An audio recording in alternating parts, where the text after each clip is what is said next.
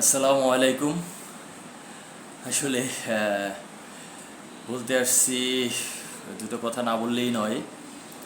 সেটা হচ্ছে গতকালকে এসএসসি পরীক্ষার যে রেজাল্টের বিধ্বস্ততা, এই বিপর্যয় দেখে আসলে আর কি মেনে নেওয়ার মতো না।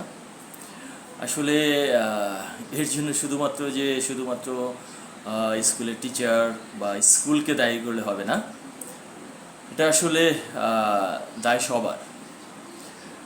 যেরকম আমরা এতদিন পাশ করার একটা প্রবণতা ছিল, এখন আবার সেই পাশ করানোর প্রবণতাটা নাই। তারপরে মনে হচ্ছে যে এটা কিছু একটা গরমিল হয়ে যাচ্ছে আর কি স্টুডেন্টদের ক্ষেত্রে। তারা এখন থেকে লেখাপড়াই করতে চায় না। যারা চায় তারা পায়, এবং যারা সত্যি সত্যি লেখাপড়া করেছে তারা পেরেছে। আর যারা লেখাপড়া করে নাই, হ্যাঁ, তারা তো পারেই নাই, বরং আরেকটু অভিভাবকের দায়টা না বললেই নয়।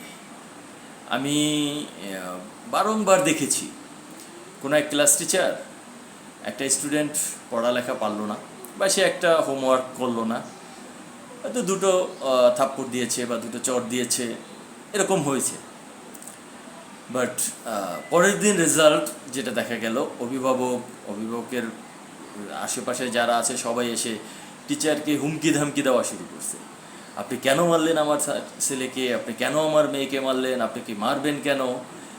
এই যে একটা স্টুডেন্টদের ভিতরে একটা না পড়ার যে একটা টেন্ডেন্সি, যে আমি যদি না পড়ি, আমি যদি কিছু না করি, আমাকে যদি টিচারে কিছু বলে, আমার মা বাবা সে টিচারকে শাসিয়ে দিবে, দ্যাটস ইট। তারা তো ওপেন এক্সিট পেয়ে গেল।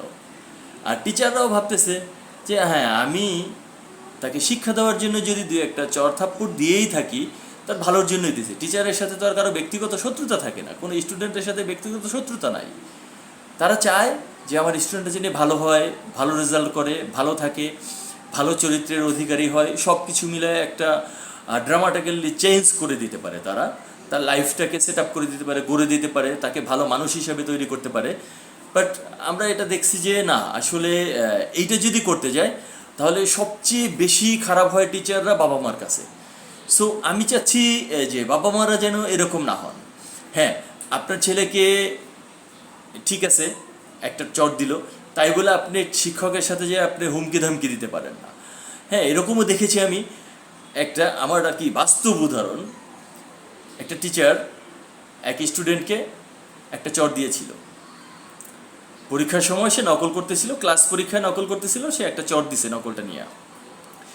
সেই স্টুডেন্ট বাসা থেকে চাকু নিয়ে আইসা স্টুডেন্ট যখন বের হয়েছে, তখন তার পেটে স্টেপ করা হয়েছে।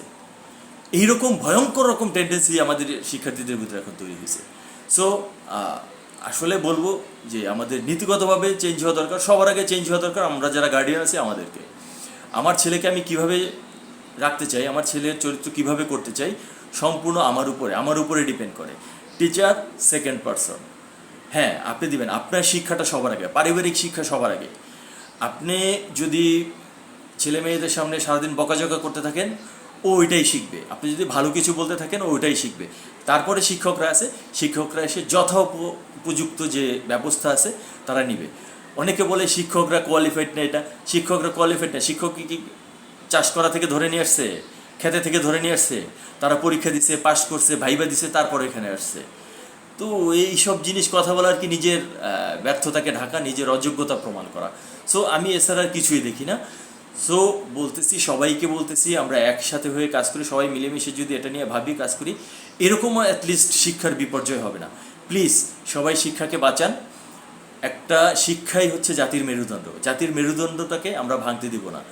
যেরকম গার্ডিয়ান আছি আমরাও সচেতন হই, শিক্ষকরাও সচেতন হন, স্পেশাল টেক কেয়ার করেন বাচ্চাদেরকে। That's it. আমার মনে হয় ভালো হবে। আসসালামু আলাইকুম।